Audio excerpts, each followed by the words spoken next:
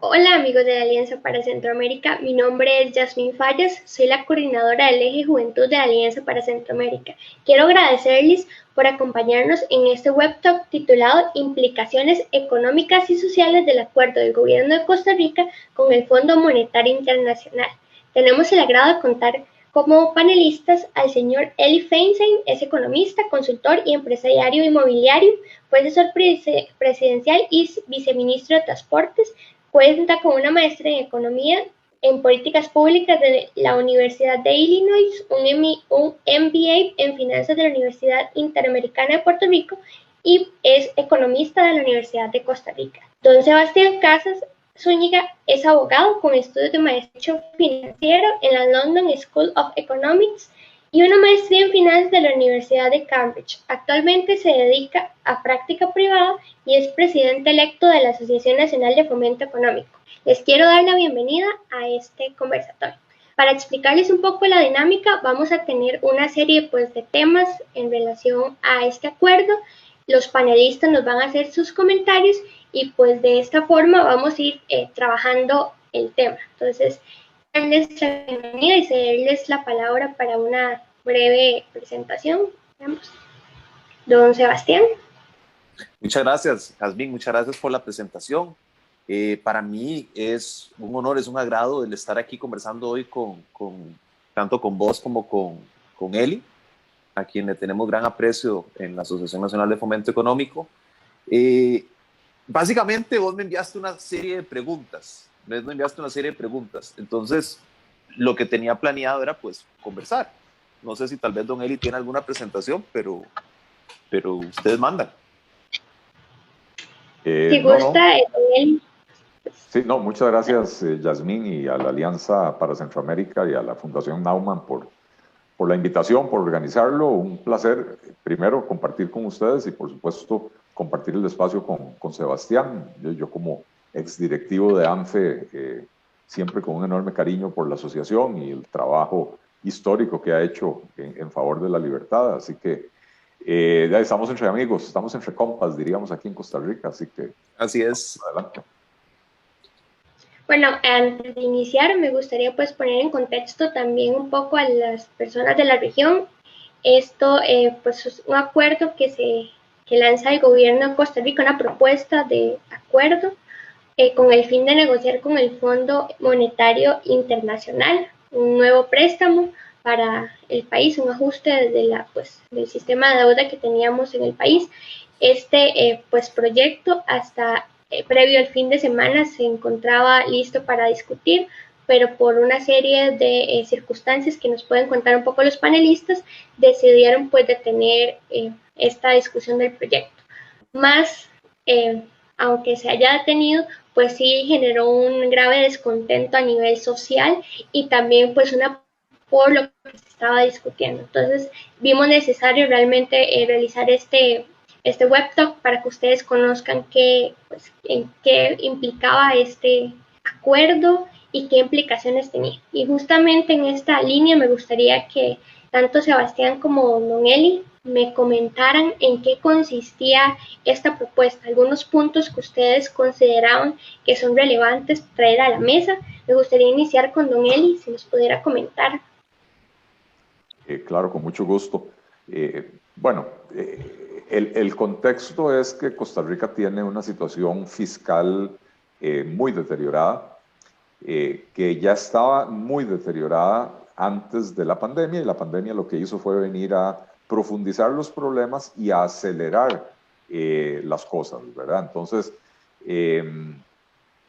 tal vez para ampliar un poco ese contexto, el año pasado, en el año 2018 en Costa Rica se aprobó una reforma fiscal, la Ley de Fortalecimiento de las Finanzas Públicas. Se subieron varios impuestos, se crearon impuestos nuevos y se incluyó un capítulo que era una regla fiscal relativamente estricta que el gobierno iba a tener que cumplir y que en el mediano plazo, 10, 15 años, podría provocar una nivelación del gasto público, estrictamente con medidas de contención, no de recorte del gasto. Lo cierto del caso es que una vez que se aprobó esa reforma, empezaron a diluir la regla fiscal, empezaron a excluir instituciones de la obligación de cumplirla, etcétera. Los impuestos, por supuesto, que sí subieron, ¿verdad? Y sí los estamos pagando. Pero la aprobación de esa reforma fiscal produjo lo que era de esperar que iba a producir, que es un frenazo en la economía. Entonces, el año pasado, 2019, la economía creció apenas un 2%, cuando traíamos un promedio de 3,5% anual en la última década, que ya de por sí era malo. La década anterior a esa, la economía costarricense venía creciendo casi a un 6% anual. Se disparó el desempleo el año pasado, llegó al 12,4% de la fuerza laboral antes de la pandemia, y entonces no hemos logrado resolver ninguno de los problemas, pero además, a pesar de la aprobación de la reforma fiscal y del aumento extraordinario de ingresos que tuvo el gobierno en el 2019, también terminamos el año con el déficit fiscal más alto en los últimos 38 años.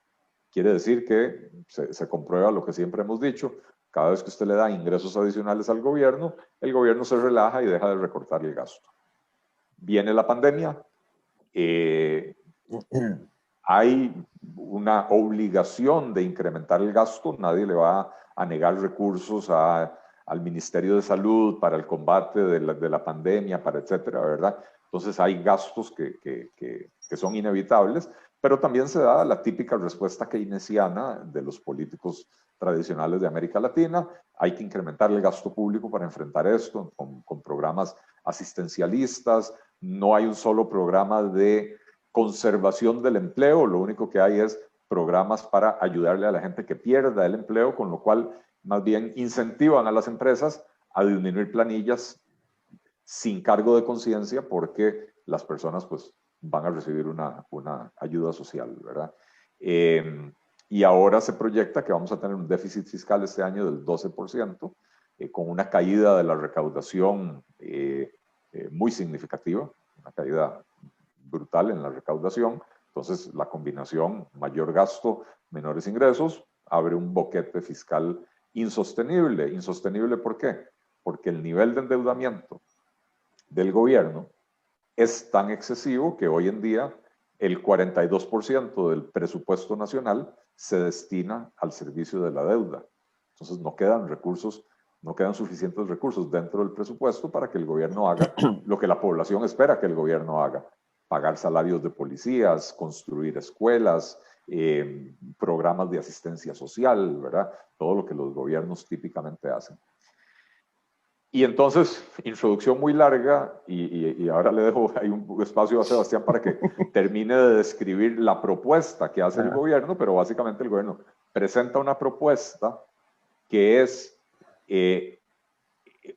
aumentar la recaudación en 5 puntos porcentuales del PIB y medidas de contención del gasto de un punto porcentual del PIB. O sea, un 83% de la propuesta es: suba los impuestos, y un 17% es: contengamos el gasto, con el agravante de que lo que promete el gobierno hacer es lo que ya era ley de la República, que es precisamente cumplir la regla fiscal que ya el gobierno violó impunemente en el último año. Así que le dejo, para no monopolizar la palabra, le dejo a Sebastián que termine de escribir esa propuesta del gobierno.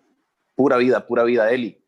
Yo quiero irme más atrás, porque todo lo que vos has mencionado son como los síntomas del problema que tenemos. El problema que tenemos es un Estado que no puede pagar sus deudas, un Estado que para poder pagar sus obligaciones tiene que ir a buscar crédito, un Estado que tiene que ver de dónde saca la plata, porque lo que recauda no es suficiente para mantener el monstruo que es. Y es que yo creo que ahí es donde está el problema.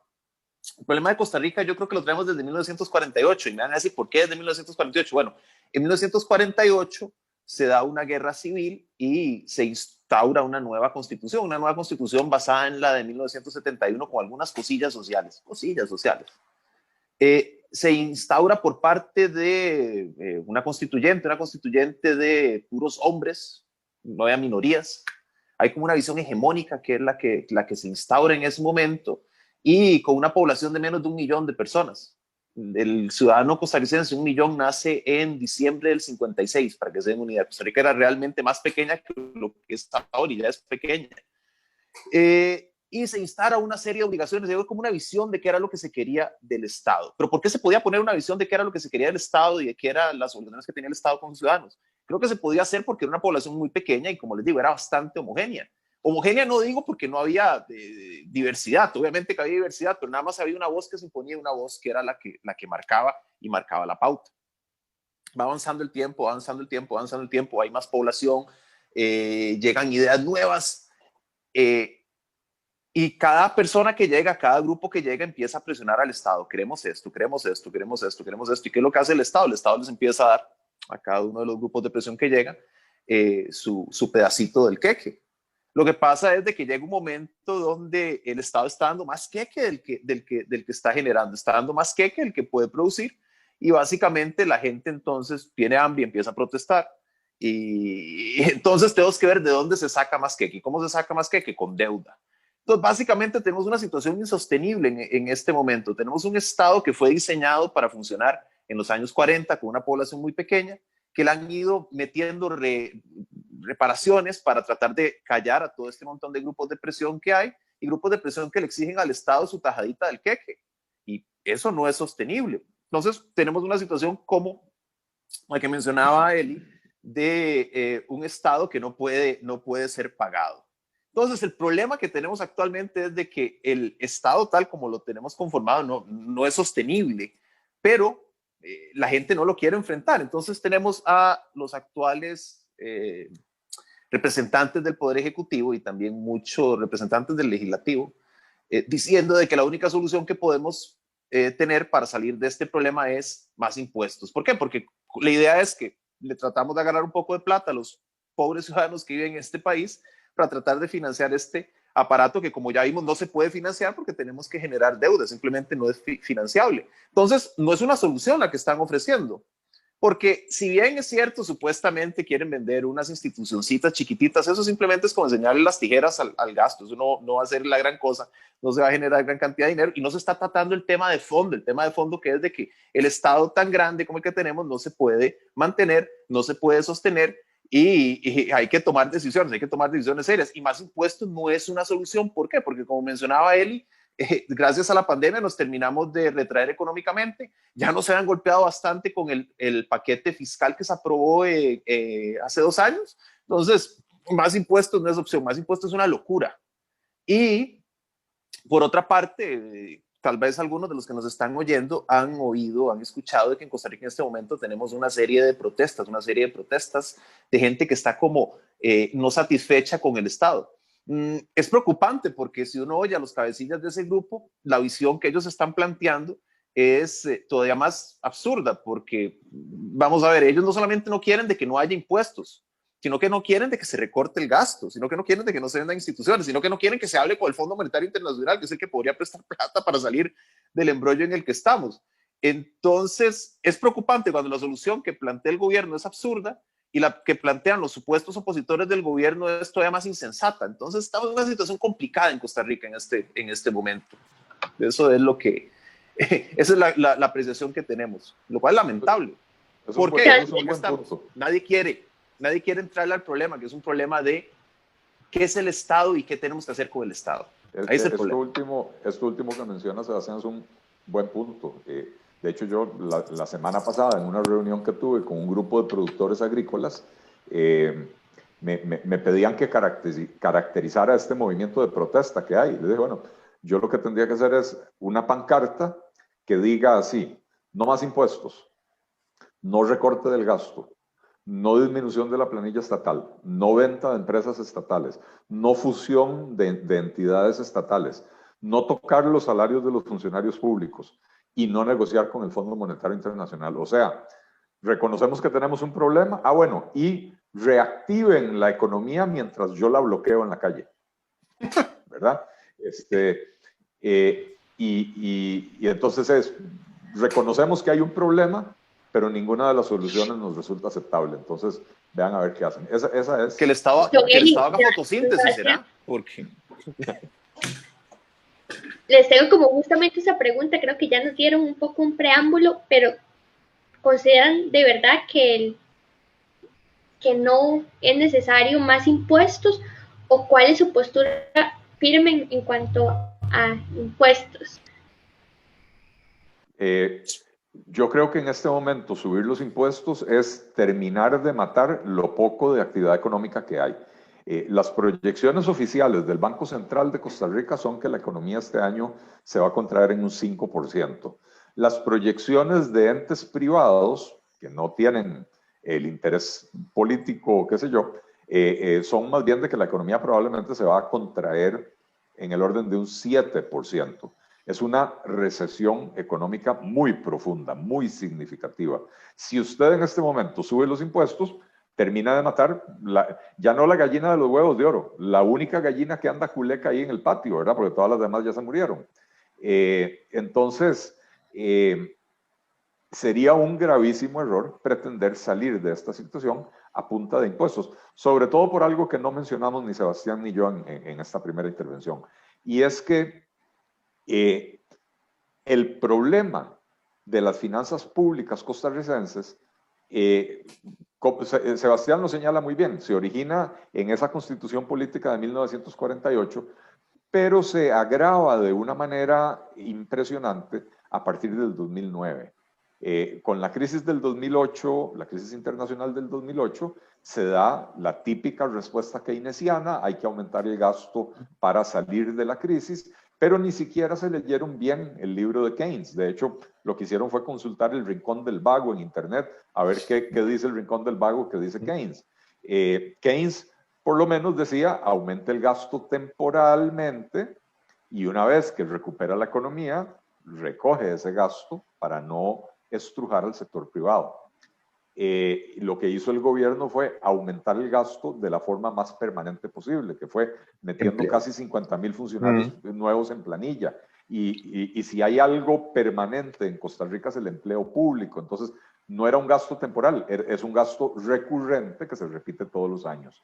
Pero además, con enormes disparadores, porque en la remuneración del empleo público hay un montón de pluses salariales que se le agregan al salario base del funcionario, básicamente por ver pasar el tiempo de forma porcentual, de manera que cada vez que hay un aumento salarial en la base, aumenta también el plus porcentual, ¿verdad? Entonces, se provocó un desastre. El año 2008, de hecho, los años 2007 y 2008 son los dos únicos años en los últimos 50 años, vea lo que estoy diciendo, en el último medio siglo, Costa Rica solo ha tenido 2 años con las finanzas públicas equilibradas. Todos los demás años tuvimos déficit fiscal. 2007-2008, pequeñísimos superávits, uno de menos de medio punto porcentual, el otro de menos de 0,2% del PIB. Para el 2009 se impulsa el gasto público, ya tenemos un déficit de 3 y pico por ciento. Para el 2010 sigue creciendo el gasto público, llegamos a un déficit de casi 5%, y a partir del 2010 todos los años hemos tenido déficit superiores al 5, 6 y últimamente el año pasado hasta el 7%. ¿Qué pasó? El gasto público en el 2008 era más o menos 15 o 15,5% del PIB. Los ingresos en el 2008 eran más o menos 15,5% del PIB. Teníamos las finanzas equilibradas. 2007 veníamos en la cola de un ciclo, digamos, de la parte creciente del ciclo económico, ¿verdad? A partir del 2005-2006 hubo un boom en la economía mundial. Costa Rica se benefició enormemente de ese ciclo expansivo, y entonces había crecido mucho la recaudación en virtud de la mejor actividad económica. Entonces, la recaudación cae, estaba en 15,5%, producto de la crisis del 2008, en el 2009 cae a poquito menos de 14%, 13,5%, 14%, luego se recupera y se vuelve a quedar la recaudación en el orden del 14, 14,5%, que ha sido históricamente lo que recauda el gobierno de Costa Rica, y esto nada más en impuestos que recauda el Ministerio de Hacienda. En Costa Rica tenemos otra carga fiscal enorme, que es la seguridad social, que como no lo recauda Hacienda, ni siquiera lo llaman impuestos, pero es parte de la carga tributaria, ¿verdad? Pero bueno, ese 14,5% se mantuvo más o menos constante en la última década. El gasto público arranca de 15 y termina en 22%. Y esa es la explicación del déficit fiscal. Y si uno pretende resolver esta situación en la que estamos, subiendo los impuestos, con lo cual disminuye la actividad económica, y no resuelve el problema del crecimiento del gasto público, de la tendencia creciente del gasto público, entonces podrá cerrar la brecha subiendo los impuestos en el corto plazo, pero Tal vez. Ni siquiera no llegan. Pero digo, disminuyen la brecha en el corto plazo, pero a la vuelta de 4 o 5 años, otra vez la brecha se ensanchó. Usted tiene los ingresos más o menos, digamos, los ingresos aquí, les pega un brinco con los impuestos, ya no están tan abajo, ahora están aquí, pero el gasto sigue haciendo esto. El gasto sigue creciendo. Entonces, la brecha, que es la diferencia entre mi brazo izquierdo y mi brazo derecho, es el déficit fiscal. Cada año se va haciendo más grande. Entonces, la propuesta del gobierno no ataca el problema en su fuente. Y por eso y la de los estatistas que están peleando con el gobierno menos. No, la de ellos es peor. Sí. Ahora, ¿sabe ahora que Kelly mencionaba lo del 2009? Lo único que me hace gracia a esta situación de que hayan aumentado el gasto y hayan contratado nuevos empleados es de que ellos tuvieron la decencia de devolverle el favor a los del partido político que manejaba el país en ese momento, no volviéndolos a elegir, porque les ha ido muy mal. O sea, yo creo que el tiro le salió por la culata. Pero hablando del tema de impuestos, en Costa Rica tenemos más de 100 impuestos, y eso sin tomar en cuenta el tema del gasto social que mencionaba él, y que también es un impuesto, aunque la gente dice que no, pero obviamente que es un impuesto, es parte de lo que me quitan, si no, no puedo vivir en el país en paz. Entonces, de nuestra parte, de parte de la asociación en este momento, como siempre ha sido, tenemos que decir no más impuestos, no más impuestos. Y así estuvimos también con el plan fiscal que fue aprobado, también nos mantuvimos fuerte, no más impuestos y no más impuestos y no más impuestos. ¿Y por qué? Porque nosotros sabemos cómo es el Estado.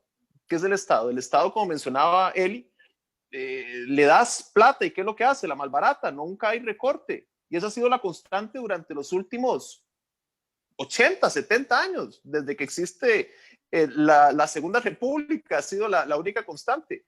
Puedes bajarle, puedes aumentar la capacidad recaudadora del Estado, que los gastos simplemente aumentan. Nunca nadie recorta los gastos por un tema estructural, porque el problema que tenemos en nuestro país, vuelvo, insisto, repito, es un tema de que el Estado, tal cual como está conceptualizado, no es sostenible. No es sostenible, tienen que haber recortes, se tienen que tomar decisiones, se tienen que vender cosas, se tienen que fusionar cosas, se tienen que cerrar cosas, pero nadie quiere entrarle a eso porque no es un tema popular, no es un tema sexy, y no es un tema que te haga ganar elecciones tampoco, pero es lo que hay que hacer. ¿Quién lo va a hacer? No sé, pero es lo que hay que hacer. No más impuestos, esa es nuestra respuesta y vamos a seguir insistiendo en eso. Yo estuve revisando un poco la propuesta y noté que realmente la cantidad de instituciones que proponían fusionar o que desaparecieran eran pocas. Incluso me parece que un par eran sensibles para la población. Entonces, pues, esto me hizo cuestionarme si con lo que hemos hablado, pues el tema de una reestructuración es necesaria, y ustedes, ¿por dónde creen que es necesario iniciar esa reestructuración? Lamentablemente. ¿Se gusta, don Eric? Sí. Lamentablemente, Yasmín, y a la gente que nos escucha, es tan grande el problema que hay que empezar por todas partes. Sebastián explicaba en su primera intervención, ¿verdad?, que cuando se diseñó la Constitución Política, éramos un país de menos de 1 millón de personas, un aparato estatal relativamente pequeño, ¿verdad? Pero tenemos que también entender que el crecimiento del aparato estatal no se ha debido al crecimiento poblacional. Y no es proporcional, pero tampoco se debe al crecimiento poblacional. Cambió la mentalidad. En el diseño original se tenía unos cuantos ministerios fuertes, ministerios rectores de la actividad de su sector, Ministerio de Salubridad Pública, un Ministerio de Obras Públicas y Transportes, etc. A lo largo de los años se les fue quitando poderes a los ministerios porque la ley o las leyes que se fueron agregando cada vez fueron haciendo que el Estado fuera más inoperante, ¿verdad? Y entonces, como los ministerios no daban buenos resultados porque las leyes no les permitían ser ágiles, la solución fue empezar a inventar figuras jurídicas, quitarle potestades a los ministerios y crear entes autónomos, semiautónomos, desconcentrados, qué sé yo, cada uno por supuesto con su junta directiva, cada uno por supuesto con su director ejecutivo, con su propia estructura administrativa. Entonces, esto es muy bueno para llenar plazas y meter a un montón de simpatizantes en esos puestos. Y esa es la mentalidad que prevaleció en los últimos 70 años de crear instituciones a lo loco. Entonces, cuando uno ve, por ejemplo, en el área de obras públicas y transportes, hoy, aparte del ministerio, hay 4 o 5 consejos. Está el de transporte público, está el de seguridad vial, está el Consejo Nacional de Vialidad, está el Consejo Nacional de Concesiones, y aparte está el Instituto que administra Puertos del Pacífico, la Junta que administra Puertos del Caribe y el Instituto que administra el ferrocarril, ¿verdad? Entonces son 7, 8 entidades que hacen lo que debería estar haciendo el ministerio. Lo mismo lo vemos en cualquiera de los sectores. En el sector cultura hay 14 entes satélites del Ministerio de Cultura. En el sector agro del gobierno hay 2.825 funcionarios contratados, de los cuales solo 340 están en el Ministerio de Agricultura y Ganadería. Los otros 2.500, 2.400 y resto están en otras 9 entidades que hacen hoy lo que antes hacía el ministerio. Pero por supuesto, insisto, cada uno con su director ejecutivo, departamento legal, departamento de recursos humanos, proveeduría, toda la estructura administrativa. Y entonces el gasto se disparó. Entonces, ¿por dónde hay que empezar? Por una reforma estructural del aparato estatal. Y esto implica devolverle a los ministerios ese papel rector, ¿verdad? Eliminar todas esas entidades satélites, se ahorra el tema del montón de estructuras administrativas, pero también hay que modificar las leyes de contratación administrativa y otras más para agilizar la labor de los ministerios. Con eso en mente también, no solo se crearon un montón de entidades satélites, se crearon un montón de ministerios más. Y entonces, si bien la ley General de Administración Pública de Costa Rica habla, ahora no recuerdo si son 17 o 18 ministerios, en la realidad existen 23, ¿verdad? 18 ya era mucho también. Pero, por ejemplo, tenemos Ministerio de Agricultura y Ganadería, Ministerio de Industria y Comercio, tenemos un Instituto Costarricense de Turismo, que es un Ministerio de Turismo. Tenemos un Instituto Costarricense de Pesca y Acuicultura, que es un Ministerio de la Pesca. Entonces deberíamos de fusionar todo eso en un solo Ministerio de la Producción. Entonces hay mayor ahorro de recursos, pero además al centralizarlo de esa manera, se promueve una política de desarrollo productivo integral para el país, en vez de lo que tenemos hoy, que son políticas sectoriales que muchas veces chocan entre sí. La política agrícola del país choca con la política comercial del país. Lo que se le ofrece a los agricultores o a los ganaderos choca con lo que se les ofrece a la industria alimentaria que utiliza los productos agrícolas y de ganadería como insumo, etc. Entonces, un ministerio nos resolvería sus problemas. Tendría que desarrollar una sola política integral que tome en cuenta las necesidades de todos los sectores, pero que sobre todo se concentre en satisfacer las necesidades de la ciudadanía, que es de lo que nos hemos olvidado en Costa Rica. Entonces, para mí por ahí hay que empezar. ¿Por qué? Porque no solo permite ahorrar recursos, sino que permite ahorrar recursos de manera sostenida en el tiempo. Si usted desaparece instituciones, esas partidas presupuestarias desaparecen. Entonces, en el próximo año no pueden volver a crecer. A diferencia de si usted recorta el gasto en papel, entonces este año usted, o el gasto en viajes o el gasto en consultorías, este año usted recorta ese gasto, pero dentro de 2 o 3, esos rubros vuelven a crecer. Por eso, la reforma estructural es esencial como medida de recorte del gasto y ahorro de recursos públicos, pero también como medida para mejorar la gobernanza del país. ¿Y cómo se va a lograr eso? De la única manera, creo a la brava. ¿Y cómo es a la brava? No dándole más plata al Ejecutivo, no dándole más plata al Estado. Pero si le seguimos dando plata con impuestos, se siguen aprobando impuestos, ¿qué es lo que va a pasar? Va a pasar lo mismo que ha pasado todas las veces anteriores. Van a seguir generando gastos y va a seguir aumentando el Estado. Que de hecho el presupuesto para el próximo año aumenta. Aquí nunca se reduce el presupuesto, aquí simplemente sigue aumentando y aumentando y aumentando.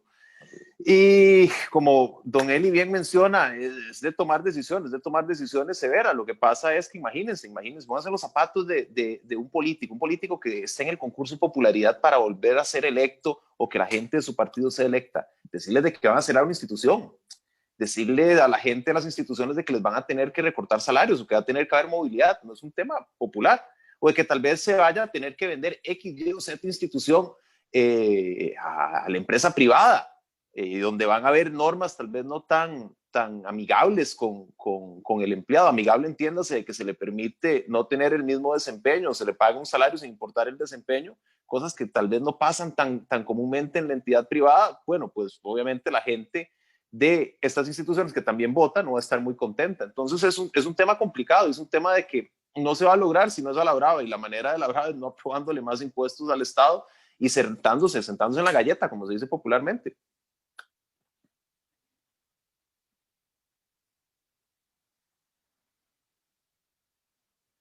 No sé. Yasmín, tenés el micrófono apagado. Silencio cada cierto tiempo. Pero, pues continuando con el tema del que estamos hablando, ya hemos pues ido tratando el tema de la necesidad de impuestos, sobre la reestructuración, pero ¿qué hubiera pasado si esta negociación se hubiera sellado, se hubiera pues sido aprobada? ¿Qué hubieran sido sus consecuencias tanto económicas como sociales para el Te cortaste. si gusta, perdón, No, ya se te cortó. Ajá, pero ya te oí. Un poco. Perfecto. Ajá. Si gusta, puedo empezar, Sebastián. Perfecto, yo creo que ya las hemos mencionado bastante durante esta conversación. ¿Cuáles hubieran sido las consecuencias de aprobar la propuesta de Carlos y sus amigos respecto al FMI? Bueno, hubiera sido terrible. Básicamente hubiera sido más impuestos en una economía de que se está moviendo a la velocidad de una babosa. Simplemente iban a hacer de que la economía se mueva todavía menos, de que la gente, que es la que ha sufrido toda esta pandemia, del sector privado, que por cierto son los que generan los impuestos de los que vive el Estado, sufrieran más. Terrible, hubiera sido terrible. Además de que, como un montón de expertos han mencionado, muy probablemente esto no lo hubiera aprobado el Fondo Monetario Internacional. Y quiero mencionarles algo que también estaba en la propuesta. Por ejemplo, esta propuesta, hasta en lo que uno podría decir que es bueno, es risible. Porque, por ejemplo, se habla de que quieren vender la Fábrica Nacional de Licores. Ahí salieron un montón de nacionalistas diciendo, ay, ¿cómo va a vender la Fábrica Nacional de Licores si es parte del Estado de 1800? A mí qué me importa desde cuándo esa parte. Si no sirve, si no funciona, se tiene que vender. Además, no estamos en una situación donde haya como que escoger. Estamos en una situación crítica de las finanzas costarricenses. Pero lo que me encanta es de que estoy seguro de que si se va a vender Fanal, a como son quienes están en el gobierno y a como son quienes tienen el poder en este momento, la van a vender con el monopolio, lo cual es una belleza para quien compre la Fábrica Nacional de Licores, porque claro, con el monopolio no podés destilar alcohol, que es lo que actualmente pasa en Costa Rica.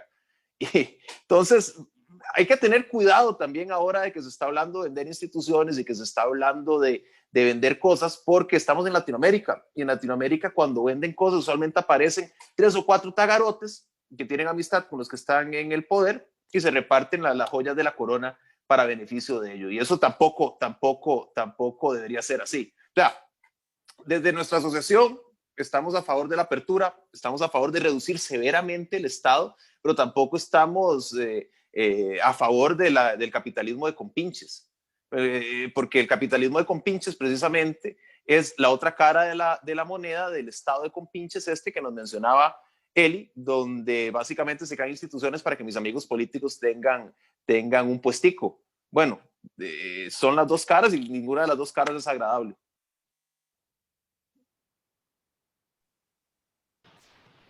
Sí, yo le agregaría, hablando de consecuencias, según las últimas cifras, que no están no están terriblemente actualizadas, ¿verdad? Son, si no me equivoco, de julio. Costa Rica ya había llegado a un nivel de desempleo cercano al 25% de la fuerza laboral.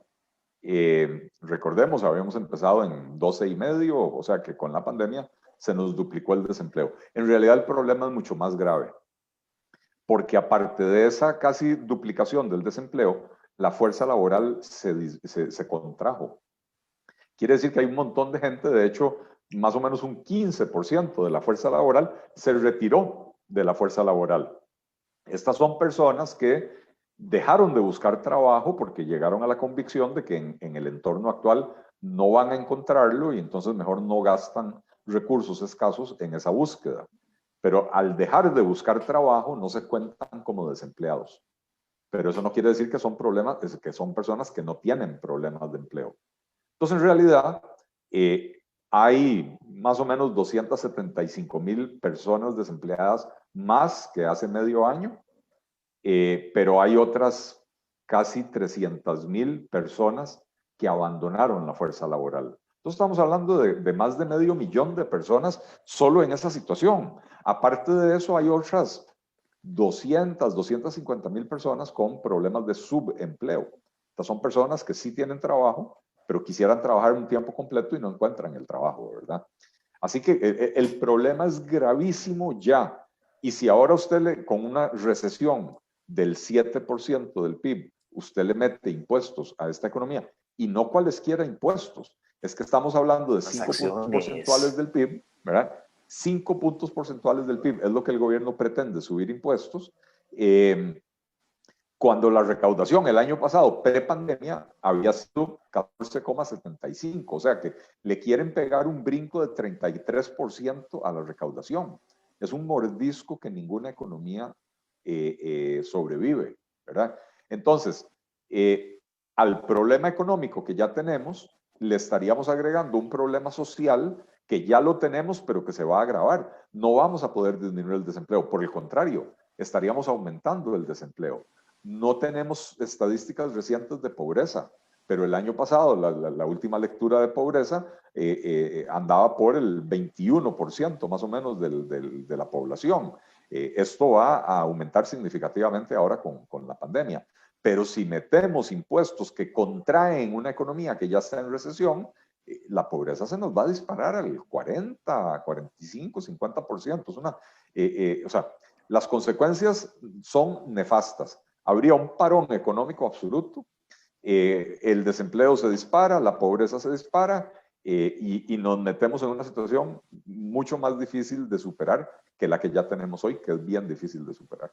Y para los que nos están oyendo, tal vez que están fuera de Costa Rica, hablemos de la clase de impuestos que querían poner por parte del Ejecutivo para que vean lo geniales que son nuestros representantes del Poder Ejecutivo aquí en Costa Rica. Querían ponerle un impuesto a las transacciones, lo cual significa de que cada vez que una persona pagara algo, hiciera una transacción bancaria, tuviera que realizar cualquier cosa, las que uno normalmente hace para vivir, además de poder respirar y comer, le iban a meter un impuesto. Incluso le iban a meter impuesto a la hora de pagar el impuesto, de pagar otros impuestos, lo cual me parece que muestra el nivel de voracidad y el nivel de estupidez también de parte de quienes están proponiendo esta cosa.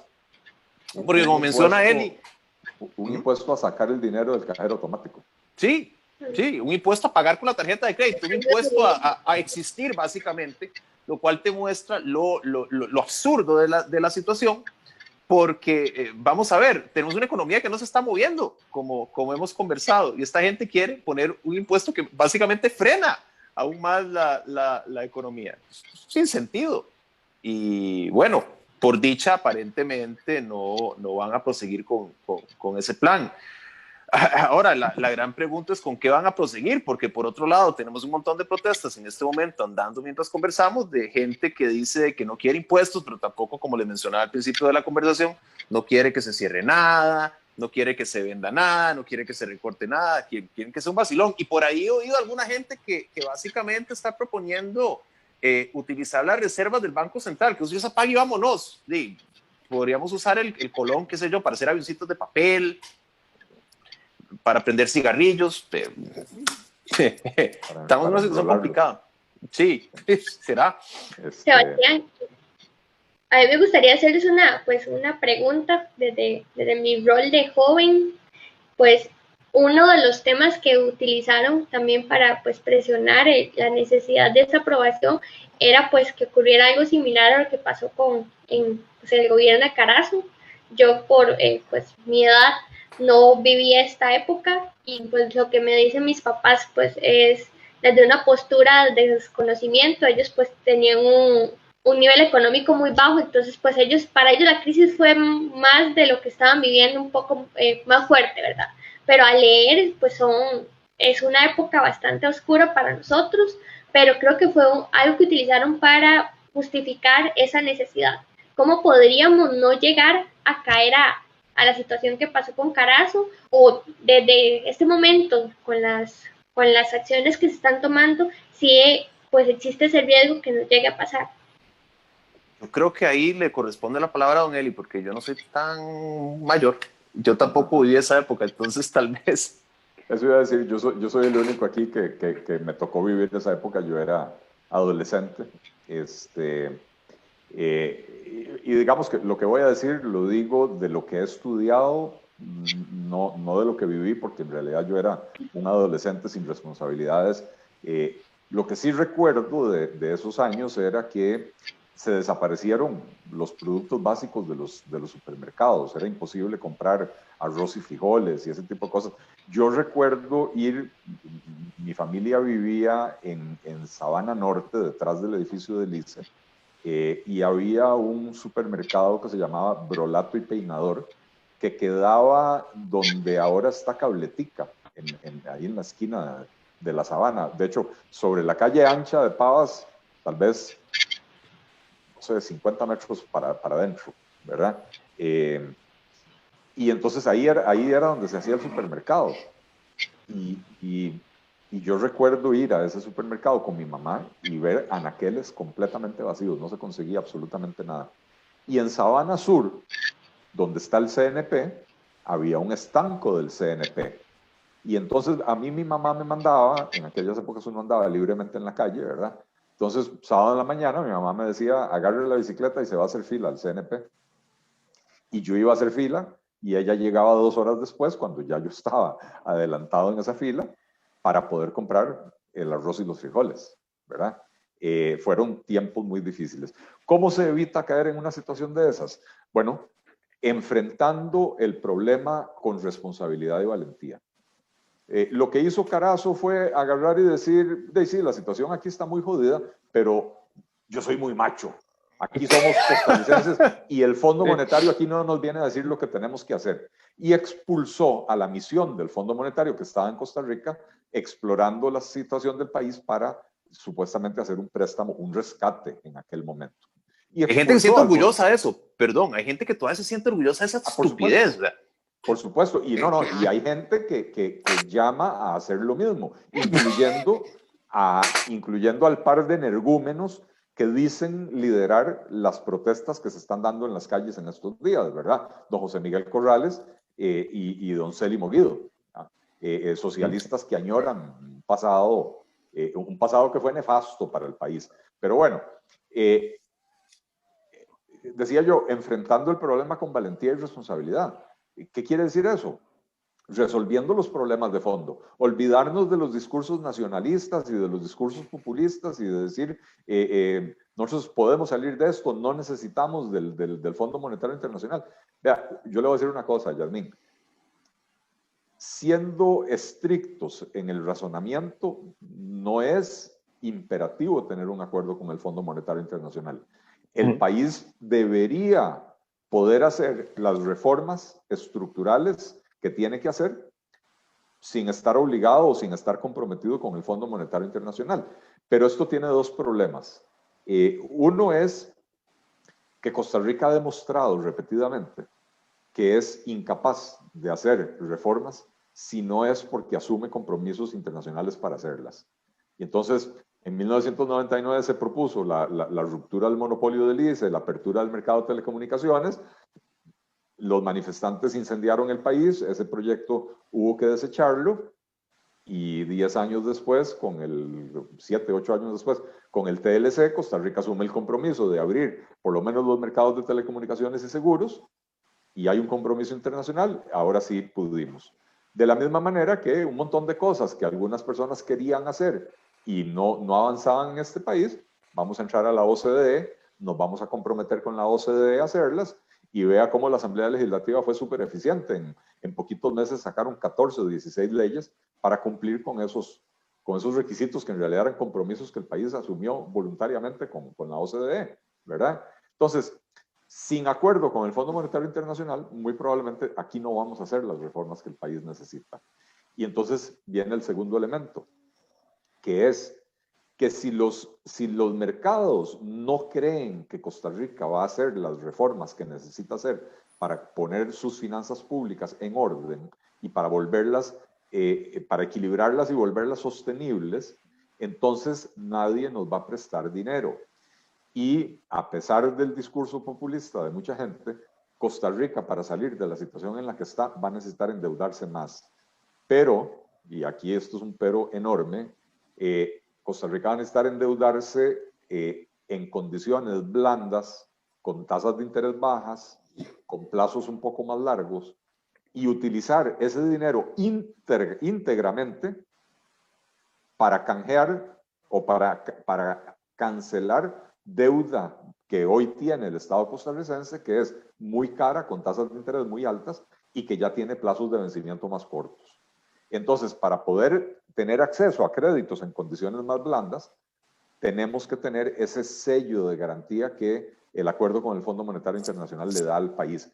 ¿Qué quiere decir el sello de garantía? Bueno, que el Fondo Monetario, antes de prestar dinero, viene y analiza la propuesta del país. Si encuentra que la propuesta es realizable y que esa propuesta va a equilibrar las finanzas del país en el mediano plazo, entonces dice, le doy mi bendición, va el dinero del Fondo Monetario Internacional, que en realidad es una cantidad pequeña, ¿verdad? No es una gran cantidad, pero detrás de eso viene el Banco Mundial, viene el BID, viene el BESIE y vienen también inversionistas institucionales, inversionistas individuales en los mercados internacionales que dicen, bueno, pareciera ser que Costa Rica ahora sí se puso en orden y entonces estoy dispuesto a prestarle, ya no es una inversión de tan alto riesgo, entonces estoy dispuesto a prestarle con tasas de interés más bajas. Entonces, por esos dos factores, Costa Rica yo creo que no tiene otra opción. La tercera opción es provocar lo mismo que se provocó en la época de Carazo, que fue un descalabro total de la economía por negarnos a negociar con el fondo. Ojo, sobre esto de Carazo hay una anécdota que alguna vez me contó un señor que de hecho en esa época podría haber tenido 22, 21 años y acaba de empezar a trabajar en el sector público. Y él me contaba de que él había empezado a ahorrar su platita para comprarse un carro. Entonces quería comprarse un Datsun 1200, que era como el pick-up de moda de la época. El Datsun 1200 es un Toyota 1000, que era un Datsun 1200. Y me contaba de que ya tenía el dinero ahorrado para poderse comprar su carrito, cuando de repente, ¡zas!, el tipo cambiario se disparó y nunca pudo comprarse su Datsun 1200. De hecho, la platita que tenía ahorrada empezó a valer nada. Entonces esa época fue terrible, y fue terrible por lo que menciona él y por la cabezonada, el machismo, yo qué sé, de este señor y de su selecto grupo de acólitos. Entonces, en este momento en Costa Rica estamos en un problema, porque por un lado tenemos en la calle la propuesta gerontológica que mencionaba don Eli, de ciertos señores que básicamente vieron como lo que pasó en la época de los 70 con el Fondo Monetario Internacional y están diciendo actualmente, no, eso es lo que queremos, eso está muy chiva, queremos realmente volver a despedazar el país.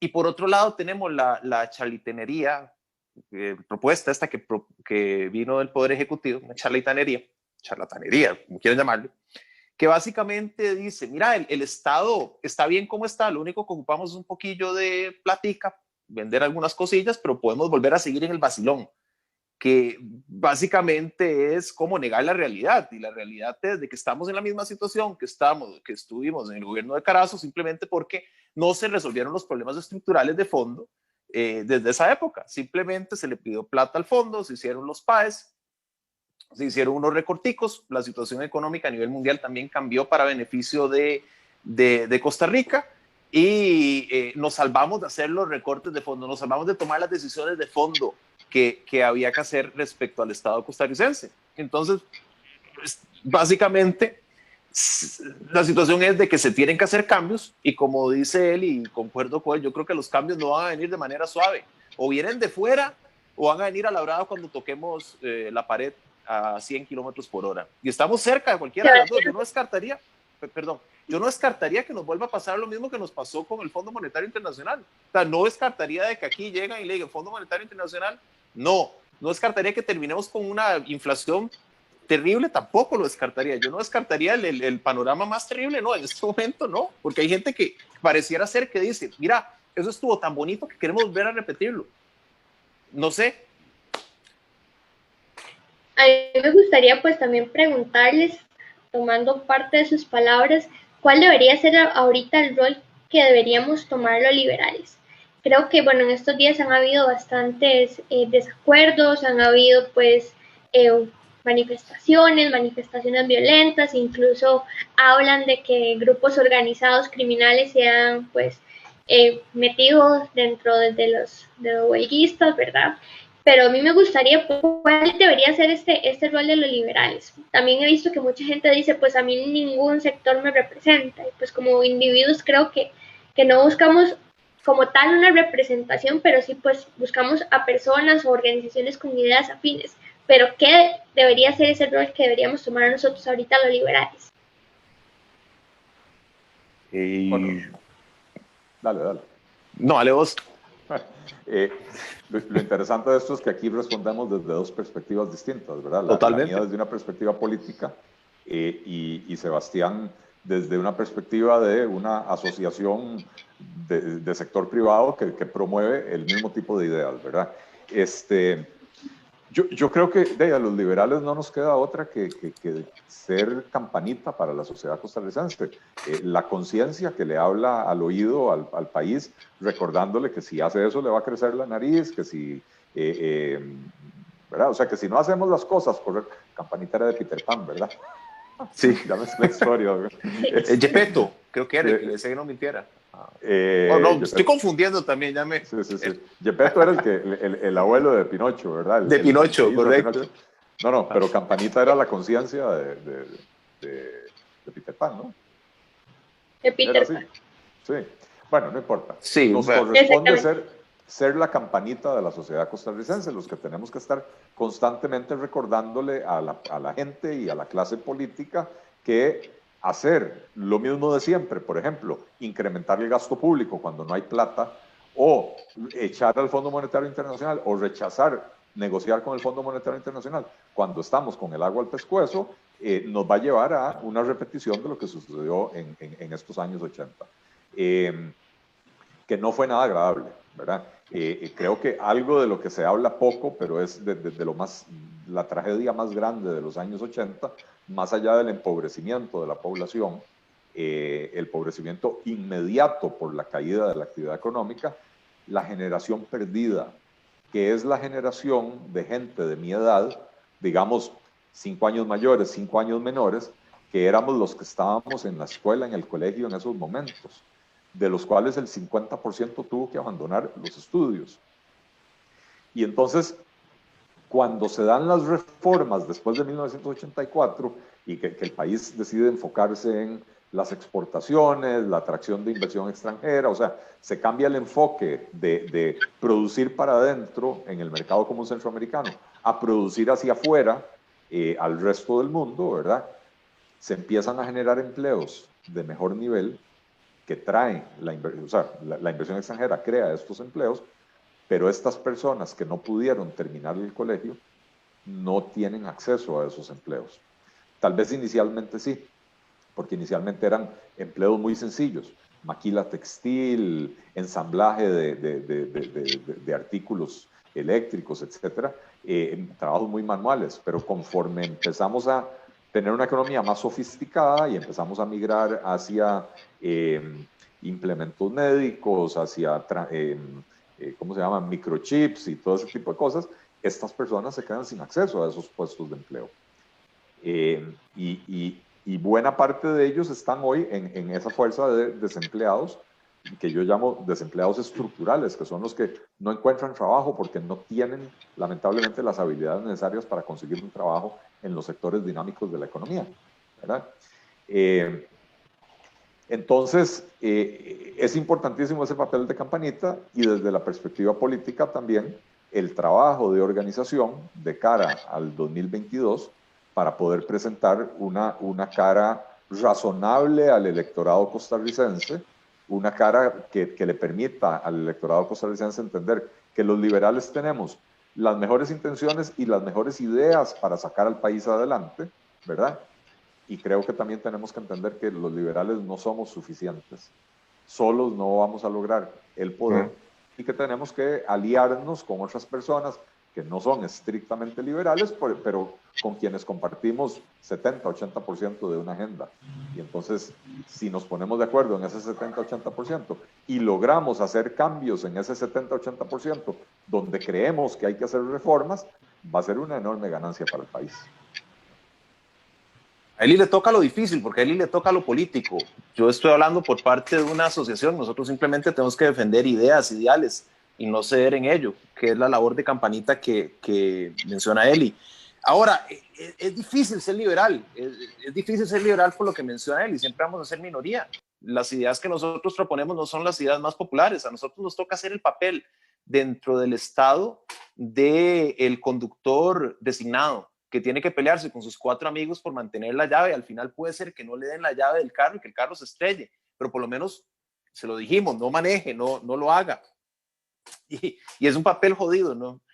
Si usted quiere ser liberal y usted está convencido de que es liberal, acostúmbrese a no tener poder, acostúmbrese a no tener más poder que el de señalar lo que está mal. No es un camino muy viable para el que desee tener poder. Eso es lo que yo creo. Y sí, pues sí, la labor de los liberales es seguir denunciando, seguir señalando y seguir manteniéndonos firmes con nuestras ideas y mostrándole a la gente de por qué nuestras ideas son las que deberían prevalecer, aunque quizás no nos hagan caso. Pero creo que habías preguntado algo más, ¿verdad? Perdón, no escuché bien. Creo que habías preguntado algo más, o era ese el enfoque. Es como que se me fue el hilo. No, justamente, pues ese era el enfoque. Me gustó pues escuchar las dos posturas. Creo que le da pues a los oyentes una buena perspectiva de cómo nos deberíamos pues orientar los liberales. Ahorita pues como para cerrar me gustaría que nos dieran unas palabras de conclusión sobre pues cuál es la ruta que al menos sugieren que podemos llevar en las próximas semanas. Pienso en las próximas semanas, pues ahorita estamos en un tema bastante crítico con las manifestaciones y también por los grupos de poder que están surgiendo, y pues quizás a corto plazo esas palabras de qué ruta deberíamos continuar. Si gusta, don Eli, por favor. Bueno, lo primero sería un llamado de atención al gobierno y a don Carlos Alvarado, que entienda de una vez por todas que cada vez que genera un vacío de poder, ese vacío es llenado por alguien más. Y como se desapareció y dejó que las protestas crecieran en vez de pararlas desde el principio, pudo haber hecho una de dos cosas. Pudo haber dicho, a ver, señores, se tiraron a las calles, vengan a mi oficina, hablemos y resolvamos esto de una vez por todas cuando eran poquitos, o también cuando eran poquitos pudo haber mandado a la policía a quitar los bloqueos. No hizo ni una ni la otra. Ahora se le salió la situación de control. El vacío de poder lo vienen a llenar ese par de trogloditas energúmenos, gerontológicos dinosaurios que decía Sebastián, ¿verdad? Con una postura absolutamente irresponsable. Entonces, número uno. Número dos, entender, y para esto hay una literatura económica abundante, esto no lo estoy inventando, y ojo, literatura económica basada en datos empíricos analizados con las técnicas econométricas más actualizadas, etc. Ya no estoy hablando de una postura ideológica. Lo que dice la literatura económica después de haber analizado decenas de países que han entrado en crisis de endeudamiento como Costa Rica es que para un país en las condiciones de Costa Rica, las reformas que funcionan son aquellas que se basan de un 66 a un 80% en recorte del gasto. No en contención del gasto, en recorte del gasto. Puede haber una mezcla de recorte con contención, pero a fuerzas tiene que haber recorte del gasto. Y el resto, el otro 20 a 33%, ingresos. Eso es lo que dice la literatura económica. ¿Por qué pueden funcionar? Pueden funcionar porque, en primer lugar, atacan el problema de base. El problema de base es, como lo decíamos anteriormente, que los gastos crecen desmedidamente muy por encima de los ingresos. Entonces, si usted no controla el gasto, no resuelve el problema. Segundo, porque al atacar el gasto, la señal que usted le manda a las personas, al pulpero, a la señora del salón de belleza en el garaje de la casa, y así como a la cooperativa Dos Pinos o a la empresa más grande, a la cervecería Costa Rica o la Florida Ice and Farm, la señal que usted le manda a la gente es: estamos finalmente poniendo en orden las finanzas públicas. Entonces, vamos a terminar este ciclo de inestabilidad económica que ha caracterizado a la economía los últimos 10 años. Entonces, este es un buen momento para invertir y esto genera un ciclo virtuoso en la economía. Mientras que si usted hace una propuesta como la que hizo el gobierno, 80%, 83% subida de impuestos, la señal que está mandando es: vamos a resolver un problema en el cortísimo plazo, pero no resuelvo el problema de fondo. Entonces, a la vuelta de 4 o 5 años es necesaria otra reforma fiscal. ¿Y qué dice el dueño, el emprendedor de la pequeñita empresa o de la gran empresa? De ahí, hace 1 año y medio me subieron los impuestos. Hoy me los vuelven a subir. Y en mi horizonte de planificación, en 5 o 6 años me los vuelven a subir otra vez. No vale la pena poner la plata aquí en Costa Rica. Entonces, si atendemos a la literatura económica, tenemos que presentar una propuesta que sea 80% recorte del gasto, y para el otro 20% no podemos pretender subir los impuestos, porque no podemos matar la actividad económica. Entonces, ¿qué es lo que yo propongo para mejorar la recaudación? Simplificar el sistema tributario. Costa Rica, decía Sebastián, tenemos más de 100 impuestos, pero otra cosa que no mencionó Sebastián, tenemos más de 1.300 exoneraciones. Entonces tenemos muchos impuestos que los paga muy poca gente por las exoneraciones que hay. Y además, como los paga muy poca gente, las tasas son muy altas, porque no hay otra manera entonces de que el Estado recaude lo que necesita para mantener su operación, ¿verdad? Entonces, elimine de esos 105 impuestos que hay, usted puede eliminar fácilmente 95. Hay 5 impuestos que son responsables del 90% de toda la recaudación. Óigase lo que estoy diciendo. Hay 5 impuestos que son responsables del 90% de todo lo que se recauda. Los otros 100 impuestos son responsables del otro 10%. Elimine la mayoría de esos otros 100 impuestos, agarre los recursos que usted utiliza para fiscalizar el cumplimiento de esos 100 impuestos, destínelos a fiscalizar el cumplimiento de los 5 que sí le recaudan. Va a disminuir la evasión. Pero también, al simplificar el sistema tributario, lo que usted está haciendo es cerrando portillos. Va a disminuir la elusión. Y además, cuando usted tiene poquitos impuestos y les baja la tasa, pero amplía la base tributaria, ¿verdad? Al eliminar las exoneraciones, al bajar las tasas, fomenta un ciclo virtuoso de inversión. Porque el emprendedor, el empresario, el pulpero, el panadero dicen: de ahí sí, ahora si yo me pongo a producir, me va a quedar más en mi bolsillo, porque el Estado me va a quitar menos. Entonces, es un buen momento para invertir. Y entonces, producto del crecimiento económico, se genera un segundo beneficio fiscal, que es que aumenta la recaudación en virtud de que hay más transacciones económicas. Entonces, eso es lo que habría que hacer para ese otro 20%, jamás pensar en subir los impuestos en este momento. Jamás. Ahora, vos decías algo vacilón: ¿quién se beneficia de tener tantos impuestos? Y precisamente gracias a los caminillos que hay para evitar impuestos, quienes se benefician son los abogados que cobran por esos caminillos. Entonces, yo creo que recomiendan, y que son los que le recomiendan al gobierno subir impuestos y crear impuestos nuevos. Y crear impuestos nuevos. Sus servicios se vuelven más valiosos cada vez que se complica el esquema tributario. Yo nunca he conocido un abogado que trabaje tributario que diga: mira, tenemos que simplificar el sistema. ¿Por qué será? Pero bueno.